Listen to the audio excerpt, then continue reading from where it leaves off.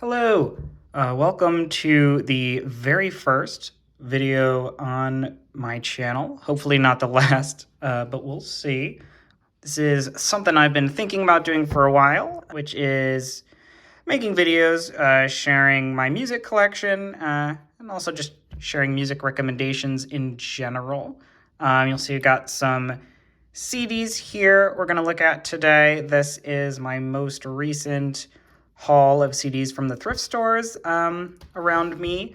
If you are somehow viewing this video and already upset about CDs, I know a lot of people don't prefer them for the most authentic or the best sound for music. Fuck you. No, I'm just playing. But seriously though, I'm very nostalgic for CDs. I just love the feel of them. And this is my video and my collection, so I make the rules. I'm not telling you to buy CDs, certainly not telling you even that you have to listen to these albums. They're fairly random, just my haul most recently. But this is one way that I've really enjoyed finding new music over the last few years, is just digging through bargain bins and seeing what I get. So that is what I am hoping to do here today. This is my first go at anything like this, so it's going to be a little rough around the edges. I apologize in advance for that.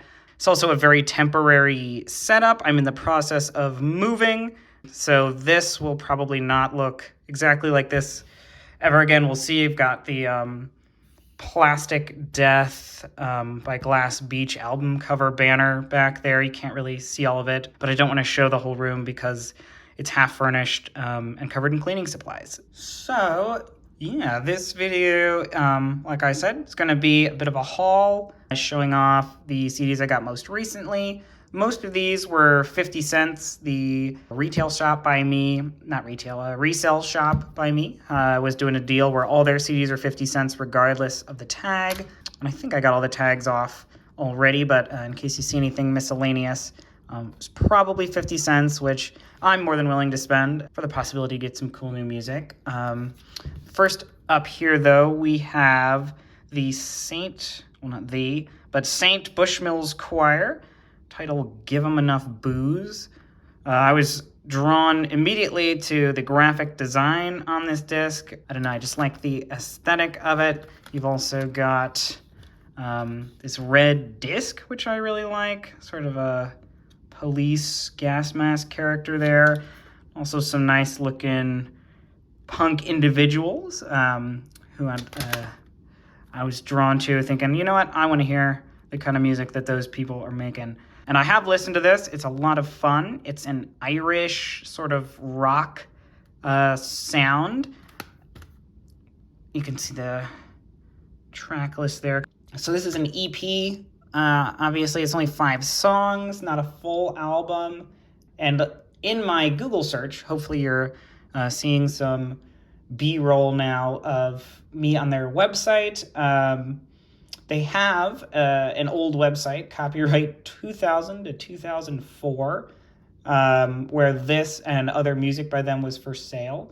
I really do love their site. It has a very classic web look, and you can see that this was their first release of 2 that they had available to sell here. To buy. You got recorded in March of 2000 at Private Radio in Seattle, and mixed and mastered by Jack Endino and Pat Gray for the credits. So thank you guys for this release. Most exciting to me on the old website is the place to buy the CD. So if I pull it up in the Wayback Machine, I can see sort of how the page looked.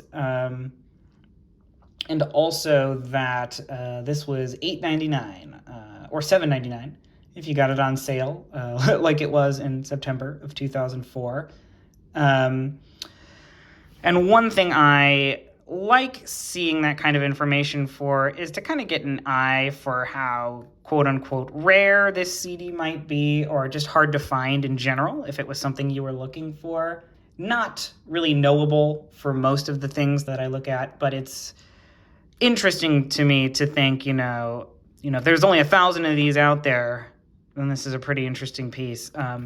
So you can't really get the exact number, but you do know how far it would have put you back in the day. So we got this for 50 cents, like I was saying, so that's a steal. Next one here, the Bad Boys of Reggae are back. This is Inner Circle's Bad to the Bone. You can see this special disc here includes Bad Boys, presumably their hit from this album. Not sure what seller before I got it at the thrift store would have had this on here. It doesn't have any price or anything like that. This is from 1992, so fairly old, but it's in good shape. That's another thing I really like about collecting CDs is getting the sleeve here actually intact. I'll give you a peek at this one. I'm not going to look at all of them. This one's very simple, just because I don't want to take up too much of your time. Also see that this has been numbered 86. I'm not sure what that means in reference to this. Got a nice orange disc here. This album is a little bit less obscure in the sense that when I researched it, there are options to both stream it and purchase it. It's on sale at Amazon at the time of my doing research for this video for $20. So you could probably grab a copy pretty easily if you wanted. Again, 50 cents, hot deal on that. This band also has a ton of monthly Spotify listeners. So good for them. The Boys of Reggae were back in 1992. They're still here, at least as far as it looks. The Bad Boys track actually has over 275 million streams on Spotify. So that is one hot MP3 that we've got here. Looks like their most recent album was from 2015. So maybe they've disbanded, but they've been rocking at least pretty recently.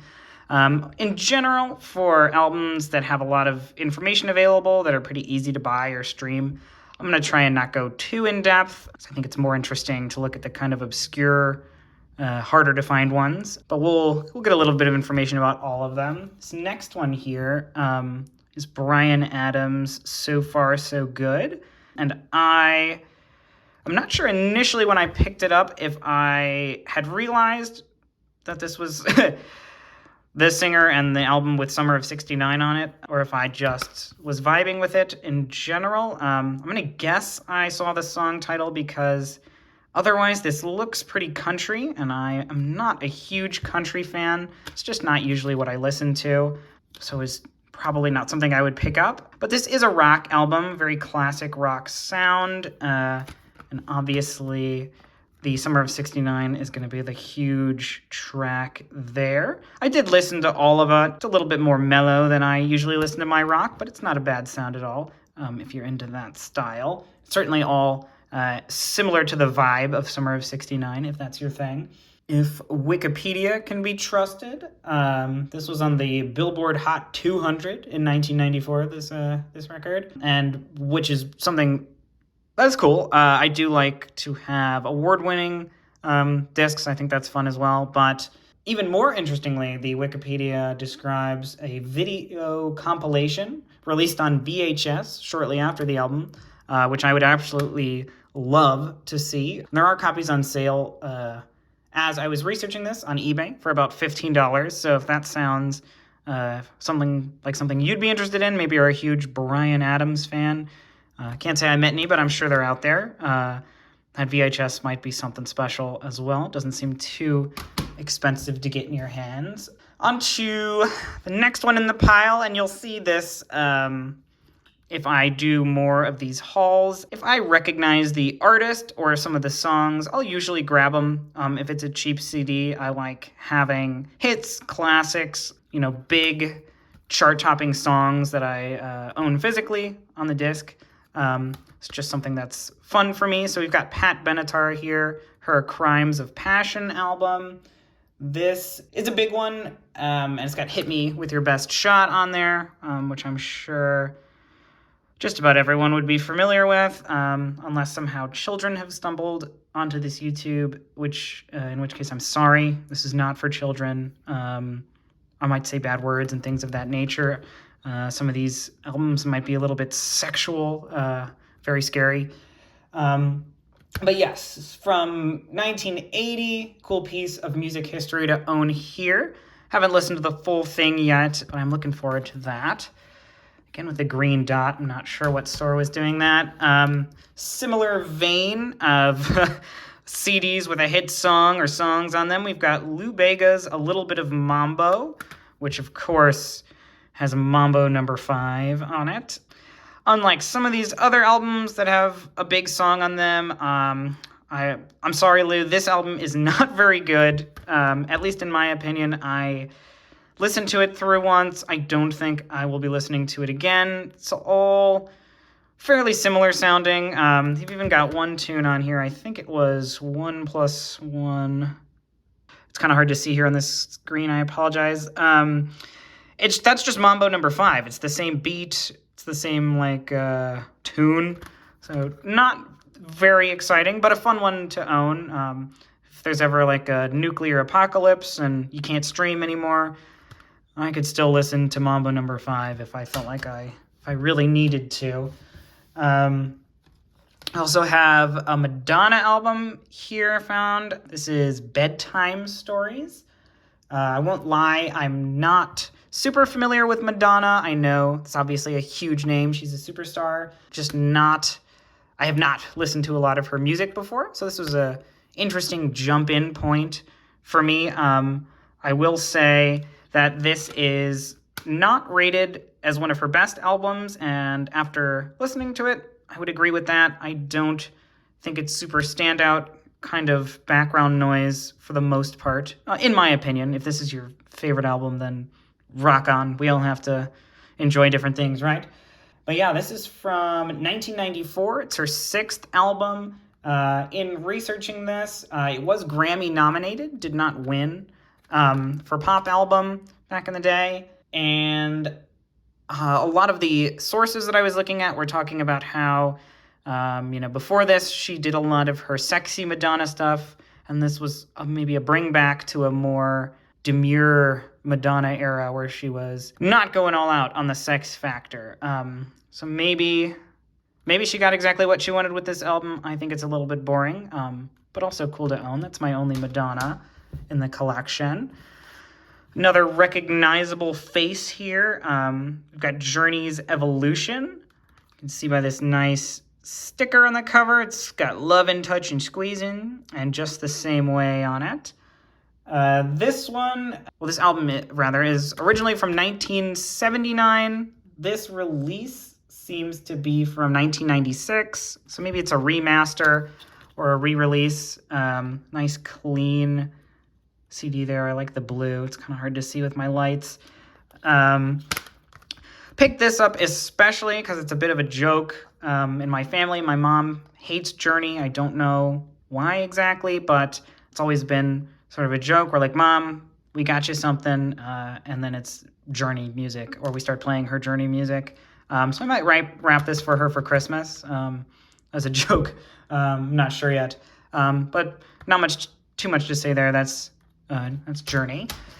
Sort of the last one in that category of a recognizable title that I just had to grab was this Chumbawamba CD, Tub Thumper. Most people are probably familiar with Tub Thumping.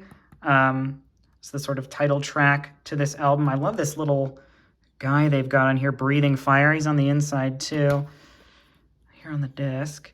And unlike like the Lou Bega or the Madonna listen, this actually is a fairly interesting album all the way through. Not something I would guess most people have listened to. They're probably familiar with the single. But if you like Tub Thumping, I'd say give this whole one a listen. You might find another song or two that you like. It's definitely an interesting one. Back to something a little bit more obscure. This is Drummer. Feel Good Together. This one's a little bit hard to see. I'm not actually sure. It was actually plastic wrapped still when I bought it at the thrift store. I'm not sure I even saw the title, but I did like this ice cream sundae design they've got going on here. Sorry, that cut might look weird. Had to adjust a little bit, but I grabbed this mostly for the cover. Never heard of the band Drummer before. This is a 2009 release, according to what I could find online. This is the first and only album released by Drummer, and it is actually a creation of one Patrick Carney, if I'm saying that correctly, who is the drummer for the Black Keys. So this was actually recorded in his hometown of Akron, Ohio as well. Obviously the Black Keys, much more commercial success than Drummer here. But interesting to know, sort of a side project of his from back in the day. Not sure how many of these there would be out there, or if this would be a difficult to acquire one if you wanted one. Definitely cool to have.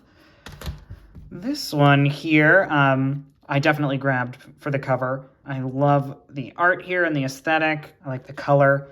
Matches on the inside here and also on the little pamphlet. I think I was distracted by the art because this is definitely a country album. Got our cowboy right here. Although it does end with the very last country song. So maybe this is the end of the genre, and we're done now. No, I'm just playing. If you like country, more power to you.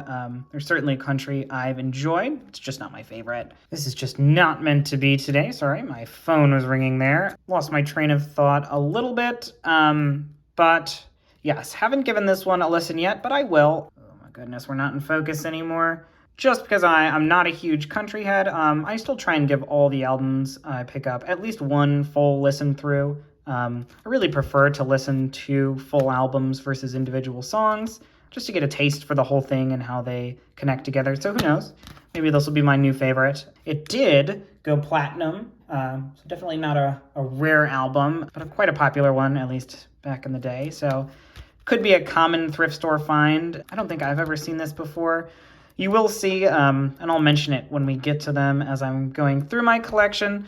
There are some CDs, some releases that I'm guessing were just printed by the bucketful that you'll find all over thrift stores, at least near me here in the Midwest. We have some repeat offenders. I'll point them out as we get to them, but so far, these are not albums that I see regularly in my adventures. This one here, I like this cover. This is Story Hill's This Side of Lost. When I searched it, it was labeled as a folk album. I would call it more of a soft rock. It's definitely more of a mellow sound. Did not find as much information about this as some of our bigger, more popular albums here. There is a pretty interesting website up for this called storyhill.info. You can stream the music on the site. It had links to purchase it as well. I wasn't clicking around too much.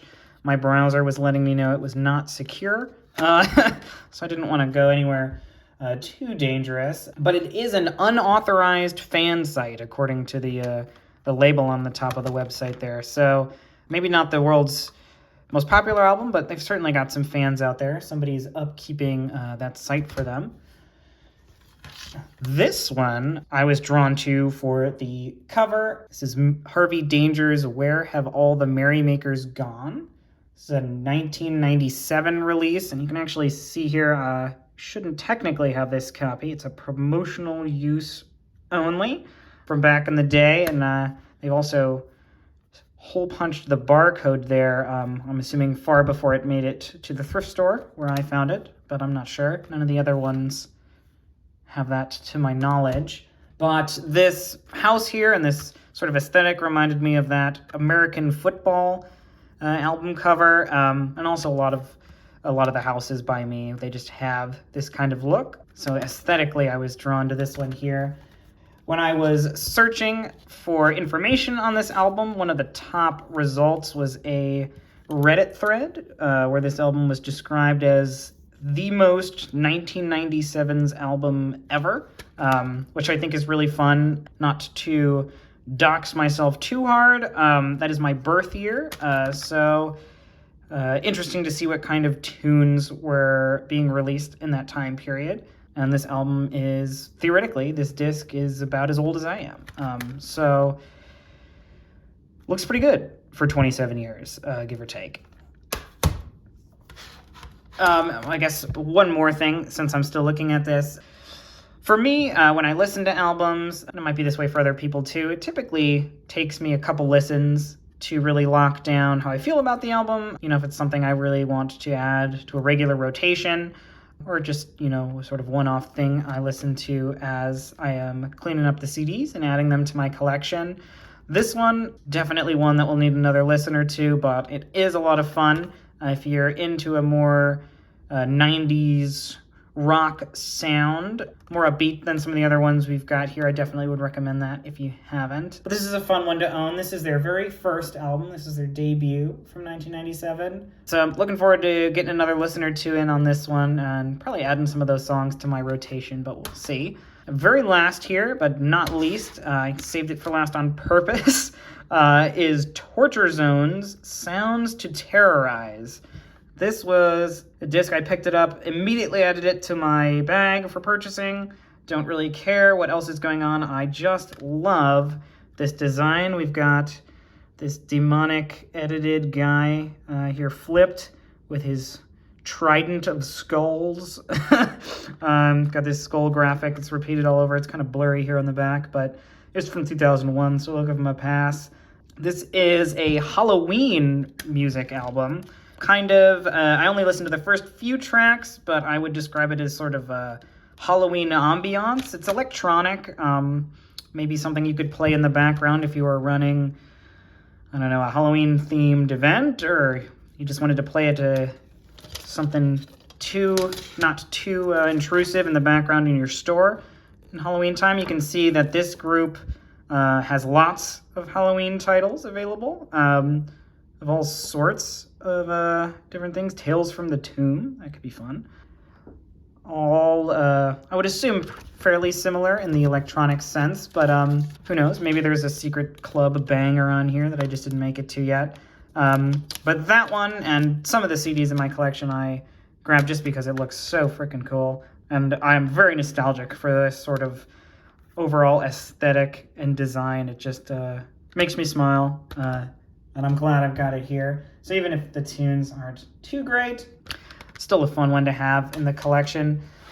I also don't keep every single album I pick up. For example, like this Madonna one, I don't think I'll ever need to listen to this again. I don't think there were any songs on here I really wanted to save and have handy.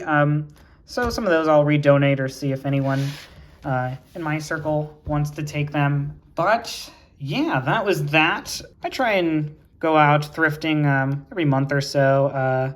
I really do love looking for old stuff, not just discs, but also knickknacks, VHS tapes. I've got a couple cassettes, although I don't have a player right now, so I haven't been focusing too much on those. But yeah, that is all that.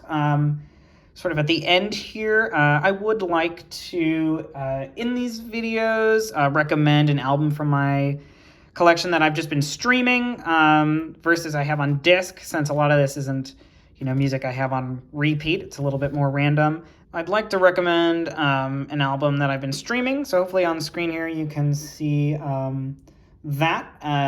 Album rec for this video is, the band is Mauve. Maybe it's mauve, like the color.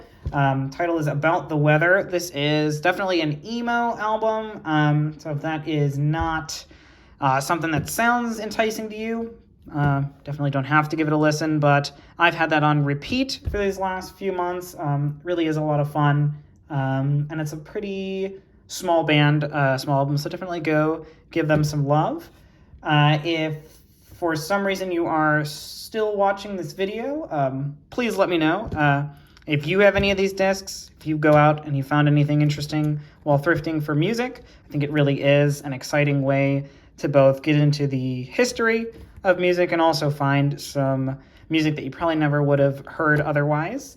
And if you have any suggestions for things that you think would be cool, maybe facts that you'd like to see about the albums as I go through them, because I'd like to do this kind of thing again next time I get a haul, just let me know. And if you never come back to this channel or never see or hear from me again, I just hope you have a good one.